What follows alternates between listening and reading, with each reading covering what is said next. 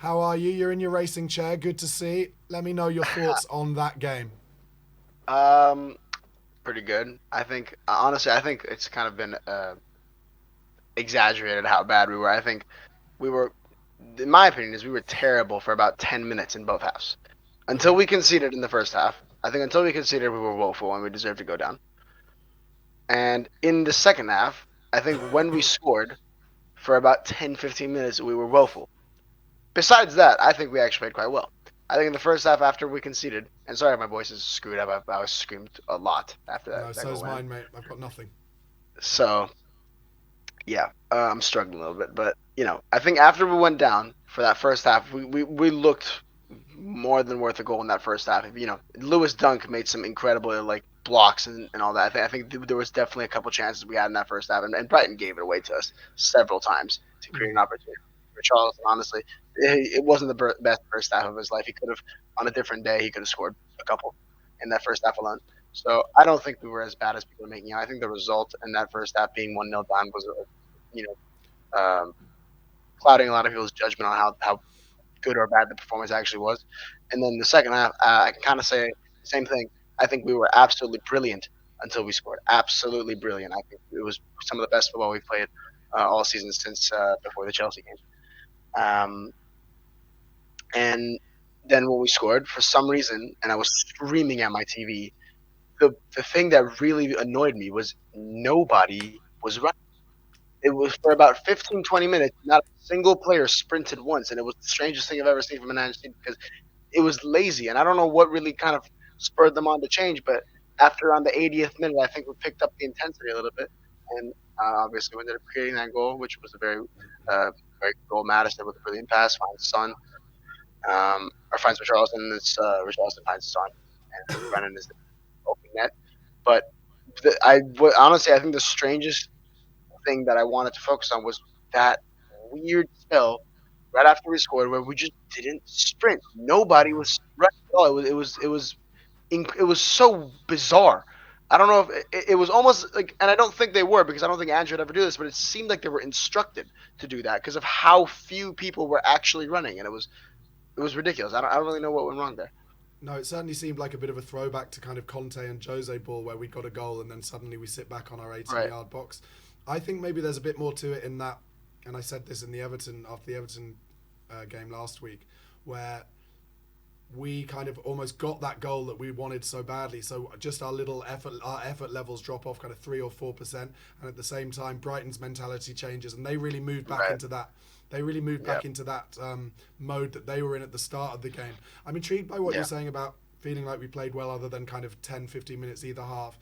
Did you not feel though that throughout the game that Brighton were beating our press significantly more easily than we ever were with theirs?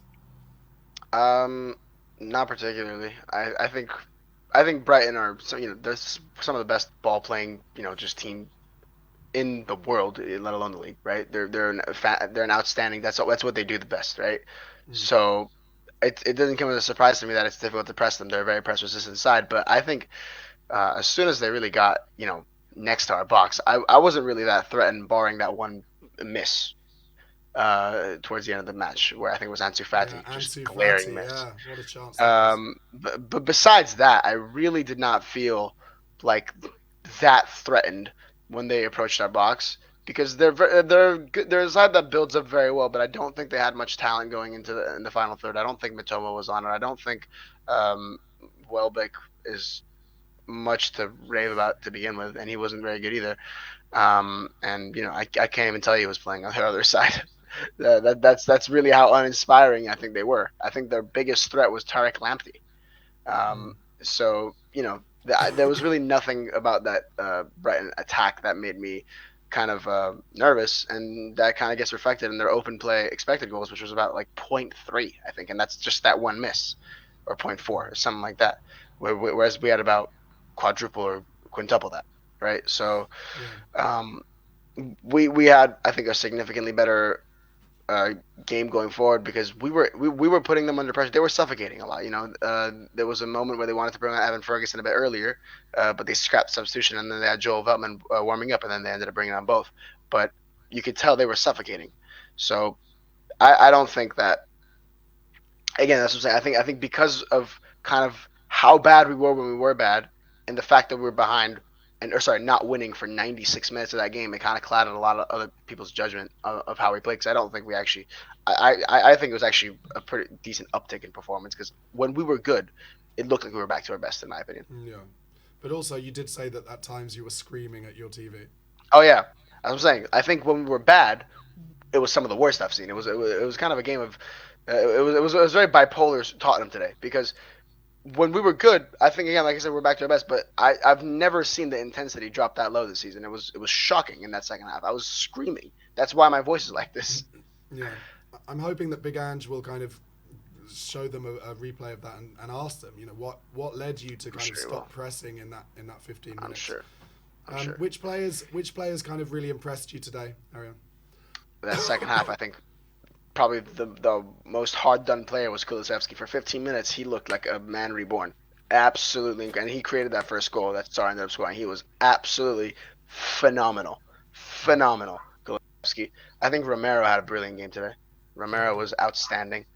Um, and besides that, I actually don't think there was too many standouts. Not because anybody was bad, but because nobody was like. I think Romero was probably my man of the match today. I'd say it that way. I don't think anybody else like stood out to me the way Romero did. I think his passing was on point. I think he was brilliant defensively. He couldn't do anything about that penalty, and he wasn't the one who conceded it. I think Star, you can definitely give a shout as well. Obviously, he ended up scoring the goal.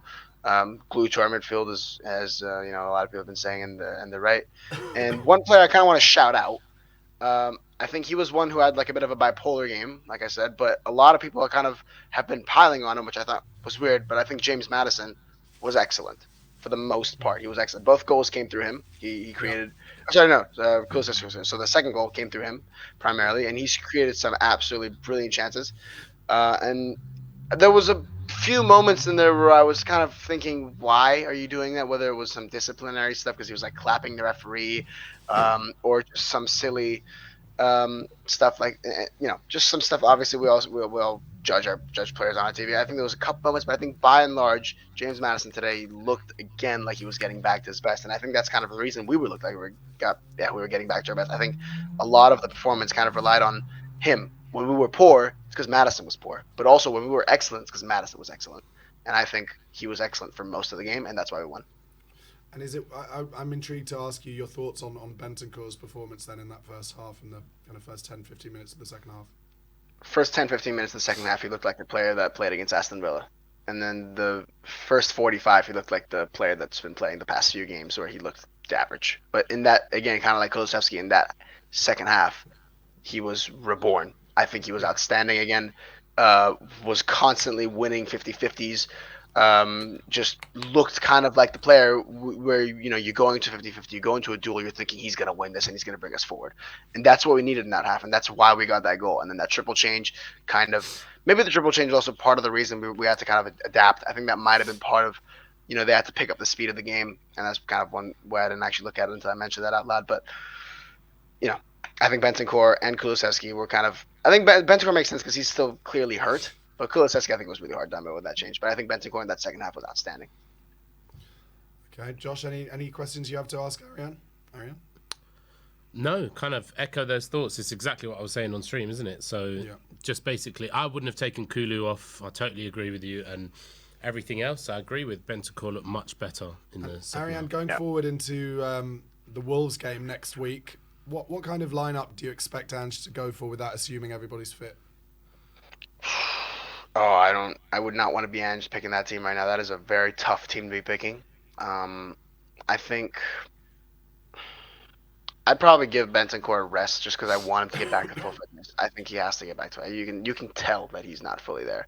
So I'd bring in Basuma, Sar, and Madison. That's my midfield three. Um, and then I think as pretty decent as Werner has been, I think he has to hold the bench here, and I think you got to go with Kulusevski, Richarlison, and Son. Keep it Yeah. simple.